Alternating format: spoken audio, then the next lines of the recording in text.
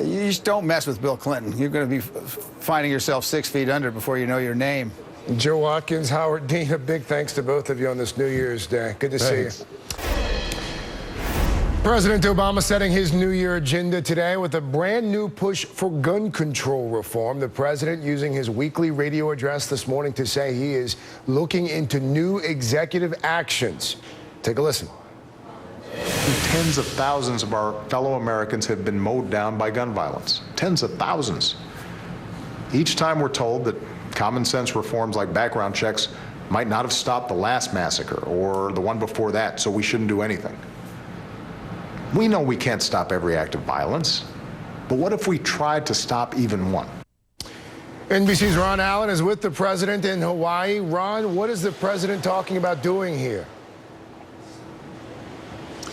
Well, Craig, you heard him mention background checks, and that seems to be the target of what he's going to do. Universal background checks is the goal. There's something that we often call the gun show loophole, the online loophole. It essentially means that people who buy guns at gun shows or online are not subjected to background checks. And the president, we think, through executive action, is going to try and target that, to try and make that a requirement for sellers, gun dealers who sell guns through that particular method at a gun show or online to conduct a background check of the buyer. Now, that's a significant amount of gun sales in the United States.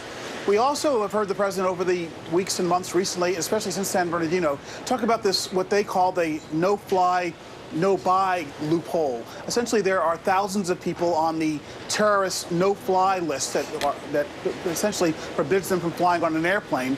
And the administration has said that if you can't fly on an airplane, you should be able to buy a gun. So that's another aspect of the law, the gun laws, the gun safety laws, as he would call them, that he wants to tighten. So that's what we think will be the two or so of the targets that the president will focus on.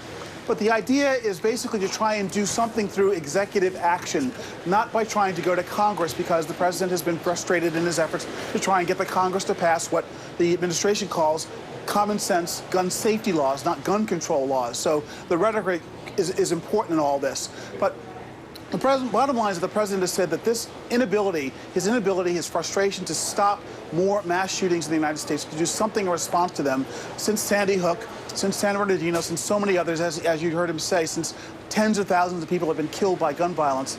The president wants to do something to try and stop some of these mass shootings. He said it's the biggest frustration that he has encountered in his time in office. And he is trying to do something. So that's what we think is going to be the focus, his New Year's resolution, as you put it, beginning on Monday when he meets with the Attorney General Loretta Lynch, to try and figure out specifically what the administration can do to try and tighten up the gun laws. Craig? Ron Allen, traveling with President Obama and his family there in Hawaii. Ron, Happy New Year's, and a thank you to you, sir, as always. Let's turn to the race for the White House right now. There's a brand new shakeup on the campaign trail with the Iowa caucuses a month away now. Ben Carson's campaign manager, along with 4 other staffers, quit the campaign yesterday, citing interferences from one of Carson's longtime friends, Armstrong Williams. NBC's Hallie Jackson caught up with former campaign manager Barry Bennett as he was leaving Carson's office yesterday. Take a listen to this.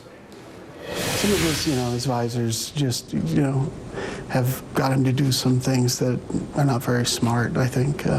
We differed, and I can't stop them, but, I don't need to bang my head on the wall anymore. I love Dr. Carson. I'm going to vote for him. You will? Yeah. I just don't want to work for him anymore. An obviously frustrated Barry Bennett there. Also, a new batch of emails released from Hillary Clinton's time at the State Department hours before last night's ball drop. For more on all of this, let's bring in MSNBC contributor and former Democratic National Committee Chairman Howard Dean, Republican strategist Joe Watkins, and MSNBC's Alex Seitzwald. Joe, let me start with you. Carson's friend Armstrong Williams, a longtime conservative radio talk show host, also a successful entrepreneur, responded to this whole shakeup by saying this. Take a listen. Chaos is not a bad thing.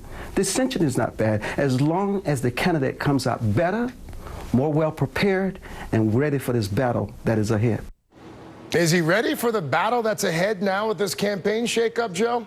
Well, I've known Armstrong Williams for a long time. He's a good guy, and he's a smart guy as well. We hope that this helps the candidate. Of course, time will tell. Iowa is right around the corner. Let's face it, Iowa's right around the corner, and it's going to be hard to compete in Iowa where Ted Cruz is so well organized on the ground. You've got New Hampshire coming up very shortly as well, and South Carolina. These are all states where you have to have people on the ground and massive organization in order to be successful. So it's going to be hard for Ben Carson to really recoup, I think. Howard Dean, the Carson campaign self-reporting yesterday, they have raised about $23 million. $23 million in the fourth quarter, potentially more than any other Republican candidate this quarter. But then you have all of this internal strife. How can that be? How can you have a campaign that raises the kind of money that this campaign has, and you've got the number of folks jumping ship just a few weeks before Iowa? It doesn't work.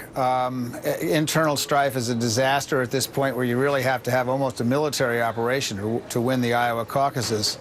I think Ben Carson's been in trouble for quite some time, and I think this is sort of the end of Ben Carson. I'd be very surprised if he finishes in the top 3 in any primary from here on out, and he's eventually going to have to drop out. There's also been a lot made, Howard Dean, about how he has spent his money. He's raised a ton of it, and you correct me if I'm wrong here, there are also reports that his burn rate considerably higher than other campaigns. First of all, for folks who aren't familiar necessarily with what that is, what is the burn rate, and what do you know about Carson campaign spending and the amount of money that's being spent on infrastructure in places like Iowa?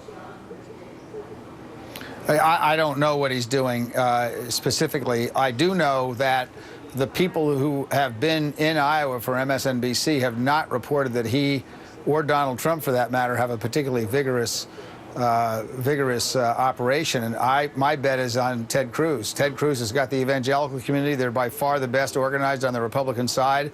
And I think they're going to deliver Iowa for Ted Cruz. And then people are going to have to pick up the pieces when they get to New Hampshire.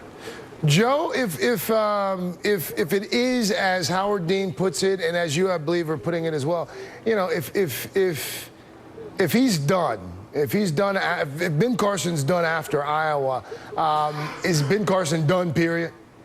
Well, nobody's ever done, period. I mean, there's always the chance to come back, but it's going to be hard to come back in this cycle. I mean, I think that given where he was and where he is now, I agree with Howard. It's going to be awfully hard to be competitive in Iowa. And if you're not competitive in Iowa, it gets to be even harder to be competitive in New Hampshire. You don't have the momentum from Iowa going into New Hampshire and South Carolina and other key states. So it's very, very hard, even with money, to bounce back. But you're never done. He could always come back in another cycle. He could run for some other office. There are lots of other things that he can do to stay in the fray. It sounds like these top staffers, Joe, it sounds like they left because Armstrong Williams was trying to hijack the campaign, no? Well, it's not hijacking. Of course, it's a matter of who the candidate wishes to listen to. And in most instances, the candidate will listen to the people that he's hired. But in an instance like this, where you've got a candidate who has a lot of faith in somebody who's a longtime friend and who understands the political process as Armstrong Williams does, it makes sense that the candidate might choose to listen to his friend. Howard Dean, again, those emails, some 5,000 new Hillary Clinton emails released yesterday. We should note also that you have endorsed Hillary Clinton for president. Anything significant in those emails? No, the Republican chairman, who is a good guy, disappointed me greatly when he tried to pretend that she was releasing classified emails. They classified 2,000 of those emails after the fact, which the State Department has a bad habit of doing. But in substance, there's absolutely nothing in those emails except for some interesting gossip, and even the gossip's not that interesting. One of the things that was interested in the emails was she and Jake Sullivan discussed in the emails how awful the State Department email system was, and both resigned themselves to having to use private email services because the State Department was so awful. I thought that was the most interesting thing in the massive New Year's Eve dump. Really quickly here, the other Clinton, Bill, back on the campaign trail Monday. He is going to be in New Hampshire campaigning for his wife, presumably the beginning of what's going to be a year of Bill Clinton out on the trail. It is going to be very interesting, Howard Dean, to see how Bill Clinton handles Donald Trump on the trail. What can we expect? I would say that Donald Trump has finally met more than his match. Bill Clinton's the best politician in this country, probably the best politician we've seen in this country since Franklin Roosevelt. And he's not going to respond to Donald Trump. Donald Trump is really good at what he does. his skills don't compare to Bill Clinton's skills. So I think he's just helping us by criticizing Bill Clinton. Bill Clinton's not going he's going to let it float. He'll come up with a couple of great one-liners that will put him down. This is like Newt Gingrich complaining about being in the back of the plane, and it completely undid the whole Republican attack on Clinton in 1996 or whatever it was. You just don't mess with Bill Clinton. You're going to be finding yourself 6 feet under before you know your name. Joe Watkins, Howard Dean, a big thanks to both of you on this New Year's Day. Good to see you. Thanks, Craig. A judge says Bill Cosby's wife must testify in a defamation suit against her husband. I'm the leading state sponsor of terrorism.